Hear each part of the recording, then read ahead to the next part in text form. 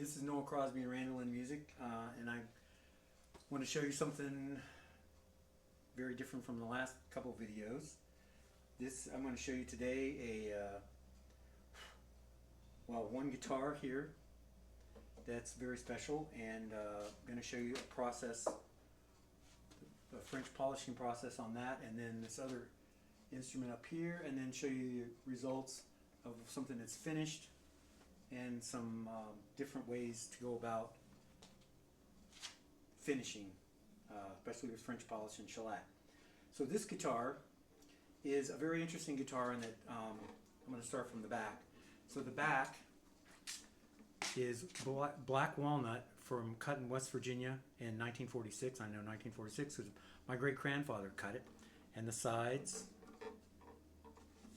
and the neck, and then the headstock.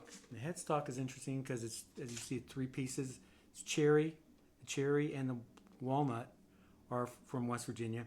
And then here, this inlay, which is not really an inlay, it's kind of an outlay. It's attached to the faceplate, is actually apple wood from right out here in my yard that I cut quite some time ago. And it's supposed to be a rosemary, a sprig of rosemary for the friend of mine who I'm doing this for.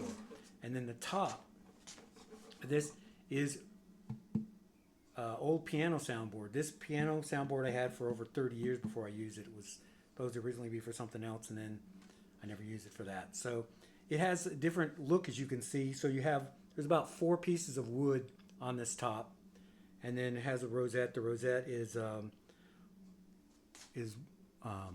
walnut, cherry, maple, and walnut. The binding is also cherry and maple. Same on the back, except the center seam is cherry. And the only thing not from in this country is the ebony. Everything else was right here on the East Coast. Probably this spruce is probably Adirondack, but this top was probably at least 150 years old. I had it, like I said, over 30 years, and a friend of mine who I used to have a shop with, who was a piano rebuilder, gave me this top, and it's one of the things I'm doing. I actually have some old piano soundboards I'm tearing apart now to be able to have more of this kind of wood. And so this is all shellac, this finish. So the back and sides and the neck are all French polished completely, which is an interesting process. You brush on the shellac, and then you sand it down, and then you add it with a pad, which I'll show you in a minute. The top, I decided it was already filled enough, and I've decided not to go to finish it with French polish, but we'll use a modern Meguiar's product to buff that out. But probably one of the things you're looking at this is essentially an 028. But you're looking at this and you're saying, well, this is a different bridge. Well, there's a reason for that. And probably I wouldn't normally disclose, but I already disclosed it to the person that this guitar is. There was a defect in the wood here.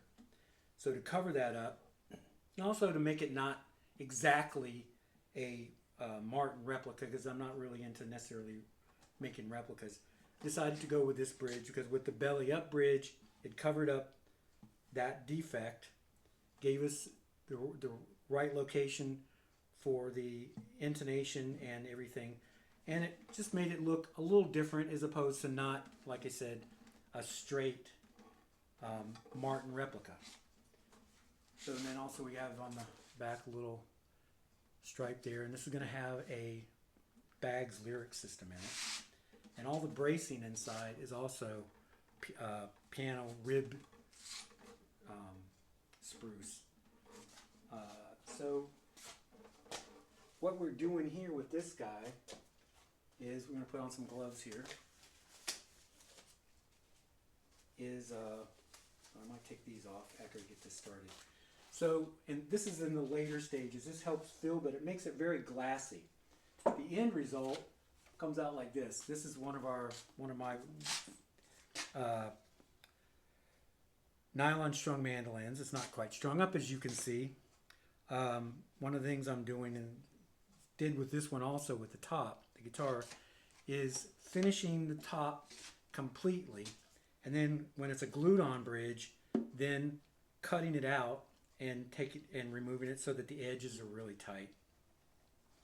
It also makes it easier with when I'll show you in just a minute. It had the process of the French polish. It makes it easier because you need to go up and down. But anyway, that's the result. It's very mirror-like and very smooth. I may have to do a little bit of final polishing on this to get a few of the, it's got a few lines. I might do a couple final passes on this one too, but this is pretty much done.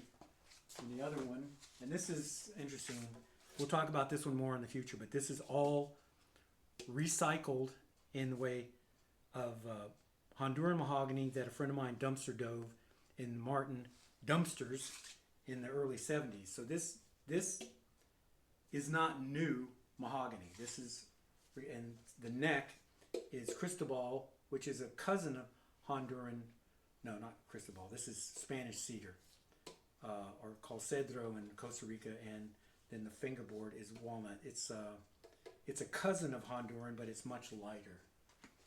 And then this guy,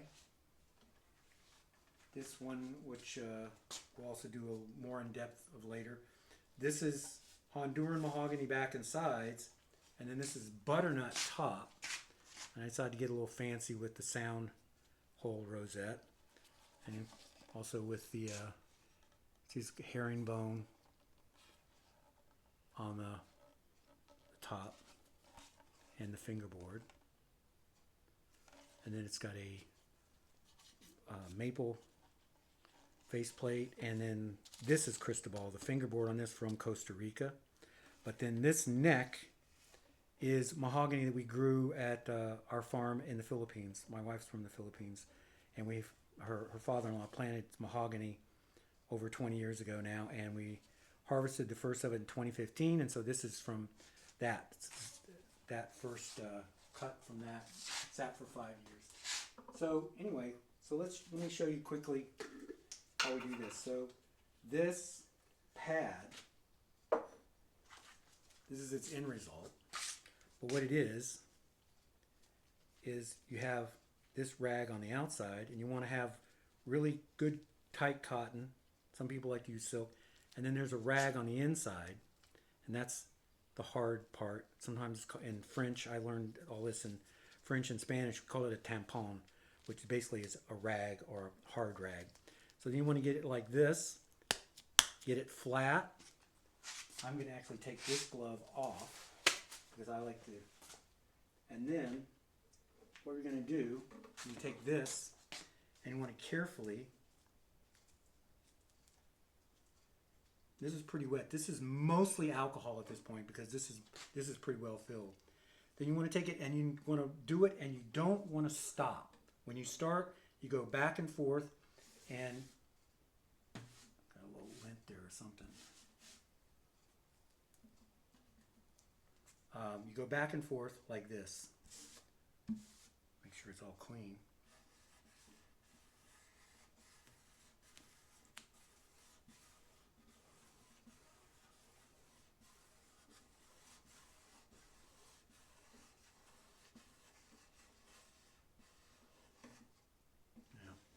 A little wetter than it should have been. You want to try and avoid doing that. So you say what you should do and what you shouldn't do. But see, that really gives it a very shiny appearance. And at the last, this will have almost no alcohol. It'll be just barely above dry. Show you a little bit closer. So the same thing with this guy. Let me show you a little bit closer. Same kind of thing.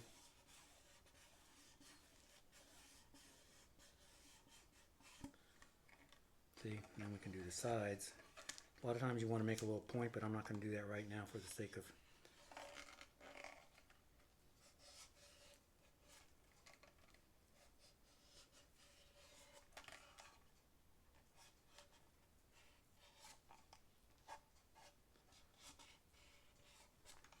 front.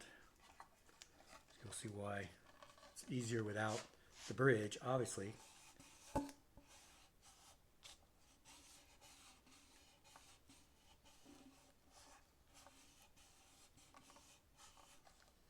So you get a nice glossy finish, and when we're done with this, it'll look just like as if it had been polished.